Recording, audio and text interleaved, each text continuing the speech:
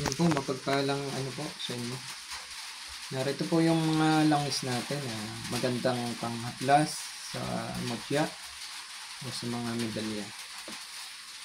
Meron din tayong pangontra at panggamutan po ito. Maganda po itong haplas sa katawan. Lalo na po sa mga sumasakit sa inyo. Lalo na ang sakit ng tiyan. O may mga hangin ang tiyan. Mainam po itong pangontra sa mga nuno. Pag kayo naghahaplas nito, kahit saan kayo pumunta, kumbaga kayo ay maghahunting, di kaya naman ay mga ngahoy. Kasi sa pangangahoy, marami kayo nakakasalamuha ng mga masasamang elemento na masanggi nyo lang ay talagang magbibigay sila ng sakit at pamamaga ng mga sugat. Ito, maganda rin po ito. Yan po ang mutya daw ng seahorse yan.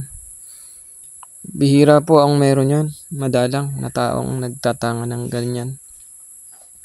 Sabi nila ay maganda daw yung pampaswerte. Mainam din na ika nga ay nagagamit sa mga sugal. Ay yun nga lang, ang hindi natin alam kung bakit niya pinalilimusan ay napakagandang gamit. Napakagandang gamit. Ito po, yan. Mainam din ito sa pangontra at pagpapalakas ng mga gamit o pagpapalayas ng mga negative energy. Kumbaga, yung mga nagpapahina sa mga gabay o yan, magagamit niyo po yan. Yun po, mga langis natin na ito naman, panarili ko po itong kulay pula. So, kung tinatanong nyo kung may basbas na yan, lahat po yan ay nabasbasan natin. At alagang-alaga po yan ditong mga langis na yan. Ayan, ito naman yung dinadala kong panggamutan. Pag ako'y umaalis, kung may magpapahilot, ganyan. So, napakarami ng langis natin ngayon at ito ay talagang mainam na gumagana.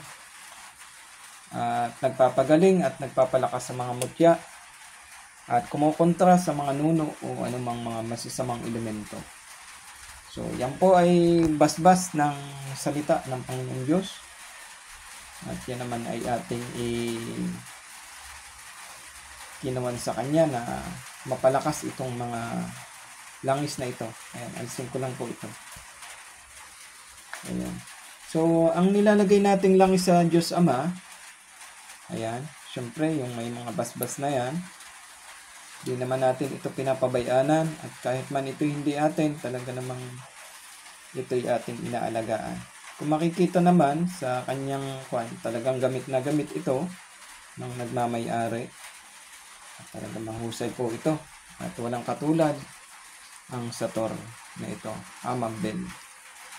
So yun po. Maraming po salamat sa panonood at eto, narito pa yung mga medalya dito sa lalagyan ito. Hindi na rin natin ilalabas. Okay, so yan. Mainam ninyong nagagamit yan.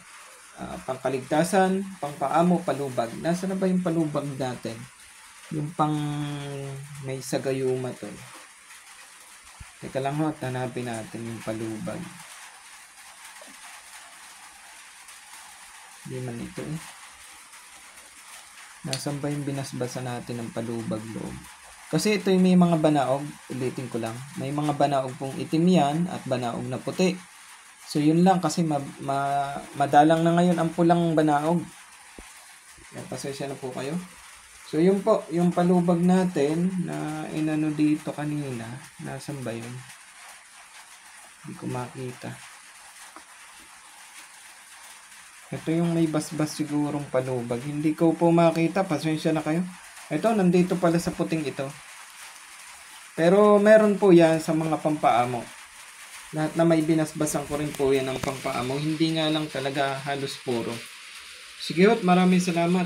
Ayan. Magandang hapon.